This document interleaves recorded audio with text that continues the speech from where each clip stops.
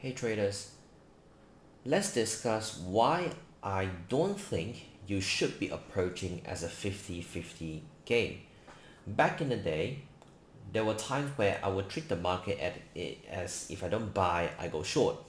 Then I will start planning my multiple scenarios. But having multiple scenarios planning within your game plan does not really mean you know what you're doing. So I'll use gold as an example. So right now, I am shorting gold. And if you've been following up with my YouTube videos, for the past 3 months since late April, 3 to 4 months period, I've made over $200,000 just on shorting gold. And again, all of these are not hindsight, just a quick example. If you look at my Telegram, you can see that we are now back in another short position, non-edited here. So posted yesterday on 21st of August, and I'm still currently holding my gold short. And now let's go to chart and have a look at the technical. So most of the traders that approach the market this way, and let me know in the comment section below if you resonate with this. So you will start looking at the market and you will start doing things like this. Okay, so example, put on a replay, you draw a support or resistance line, and then you say, okay, if price goes above this area, I will buy. If it goes below, I will go short. If this is you, then you are doing your multiple scenarios wrongly. So the best way to approach the market based on my 7+ years of experience is you need to be objective oriented. So no matter how much I always emphasize on don't be too biased on one direction, but every single day you need to have a strict filtering process and also a pair selection process, and you need to have a clear clue on, am I looking to sell or am I looking to buy? Only, let's say I'm currently shorting gold at 33.44 and my entry was purely based on our TPF strategy. So I took it, I let the position run. The more important question here is, when should I stop selling if something goes wrong? And that goes to a very important point, which is setting your invalidation point. So for every of my trade idea, so if you don't know what does it mean by a trade idea, I'm looking to sell gold today, there's one trade idea. I'm looking to buy pound dollar, that's another trade idea. If let's say today you short gold and you get stopped out. Tomorrow you short gold, you get stopped out. The following day you short gold, you get stopped out twice. You just had a net 4%, assuming if you risk 1% per trade, or let's put it this way, 4R of your exposure on this one single trade idea. And it also goes back to why most of the traders are hiddenly blowing up their accounts. But they are sitting there. If you're someone who's listening, maybe it's you sit there and you say, hey, I'm risking 1% per trade, Neo, but why am I consistently losing? That's because you don't have a proper invalidation point to tell you when should you be moving on and when should you stick to this exact trade idea. So besides gold, I'll also give you one good example. So I shorted Aussie yen here. So I actually closed the trade. I actually closed the trade here around 94.9. So I shorted Aussie yen at 96.05. Looks beautiful here, right? Yes, looks beautiful. It's 5.8R trade. But before that, I also took a short here and I got stopped out. So I took a short here and I got stopped out at the high for about $12,000 lost. So why did I choose to stick to this trade and look for a second entry instead of saying, okay, I need to move on? It's because I have a key rule for each of the trade idea.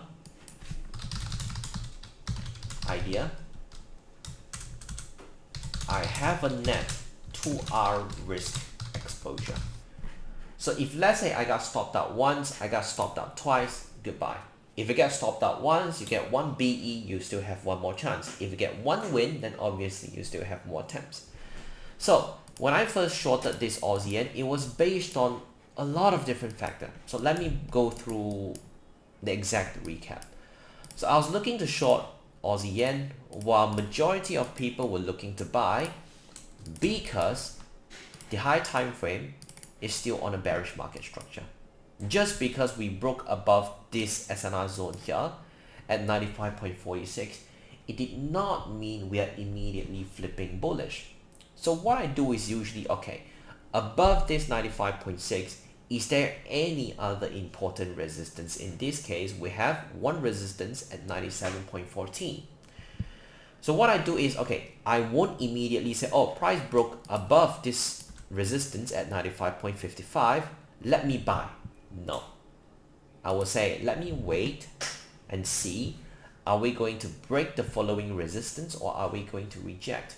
So the moment when I see price rejected the 97.14 resistance once, twice, followed by a strong sell to the downside, that's when I started dropping down onto the 1 hour chart and observe if we do have any trigger. So when price broke below the support area here, I was looking for a trigger to get in based on a simple break and retest, and I got stopped out. But after I get stopped out, why did I not immediately say, okay, I got stopped out here, let me buy at this retest? Because every trade idea is worth a second attempt as long as you have a long-term game plan. So this is the big difference where it separates the highly profitable trader versus an amateur trader. Sorry to say, if you're someone who's struggling with building consistency, go have a look at your journal and see, do you flip directions like pancake? If you go short, you get stopped out, you go buy, you get stopped out, go back to short. You're not trading, you're gambling the market. Because why? Because there's no objective. Every single strategy needs or required to have a re-entry scenario. Because as long as you're getting more experienced, let's say you've been in the market for 3 years, 5 years, 7 years, like me, 7 years, we have a very strong flow with the market direction. That means most of the time, if I say I want to buy gold or if I want to sell gold, I'm 70 to 80% correct. But being correct in direction only sets you 50% to having a winning trade. What gives you a real win is when you have the strong execution and when you have the perfect timing. So when I get stopped out here, I did not immediately flip bullish. What I did was, as long as price is below, goes back to our first important resistance, as long as price is below 97.14, this is still under a bearish market. So I waited, no positions, sit on hands. When price did a rollover here, again, another pattern that we use inside the trade club. So when we had a strong rollover and we did a break and retest at 96.17, that's when I got in again based on a TPF. So got into the position and now I have 5.8 R and net I still made about 4 R plus. So that's how you should be approaching the market with an objective. Now we go back to gold, another strong technical lesson as well. So I've been shorting gold for the past 3 months plus, and I only focused on a few key levels when I'm looking to short. 33.64, 33.42. So every time when I see price reject 33.64, come back below the 33.42, I will go short. And I know many of you might be shocked to say, oh, is it so simple? Yes, it is that simple. But why most people lose money for the past few months trading gold, whether if you buy or sell, you realize it gets quite difficult to catch the flow of the market because you just don't understand we are within the range. So you need to have a game plan when you're trading a range. You need to have a complete full playbook versus trending market versus mean reversion kind of market. So when I see gold ranging, there are a few different types of range. We have the really beautiful range, textbook range, where we have clear support, clear resistance. We also have ranges like this where it's a little bit more messy. So there are times where we reject this area, then we go back, breaking above, come back below. So if let's say you were not being patient enough or you just don't know what you're doing for the past 3 months, you're most likely to lose money on gold. So every time I see price bounce off 33.64, go back below 33.42, I go short. Again, rejected the high, come back below, short. Rejected the high, come back below, I short. Rejected the high, come back below, I short. Rejected the high, come back below. Same thing, rejected high, come back below. And that's exactly why I'm still shorting gold. You see, in between of all these so-called messy price action, did I once flip my bias? No.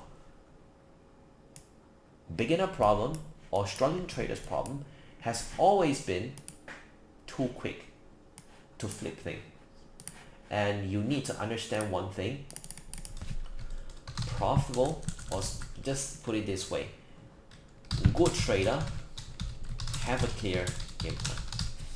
If you're someone who trades without a clear game plan, with no clear objective, you are very likely to become the one who lose money in the market because you don't really know what you're doing.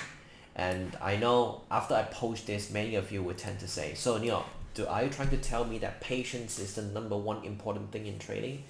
Not really, because if you are blindly being patient, but without clear strategy, without a clear game plan, you are still not a trader. You're at most a patient gambler. What makes you a good trader is when you know what you're looking for and you're just there to execute your game plan. That's a trader. And that's the big difference between a good trader and a struggling trader. Good trader, objective oriented. Struggling trader, second guessing. No mechanical approach, no rules, no principles, no game plan, no playbook, no trading plan, no scenario planning, nothing.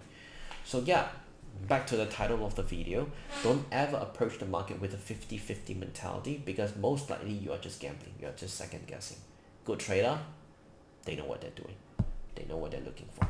So that's pretty much it for a quick lesson here, and I hope you all learned something new. If you like it, please don't forget to like, share, and subscribe, and I'll talk to you later. Bye bye.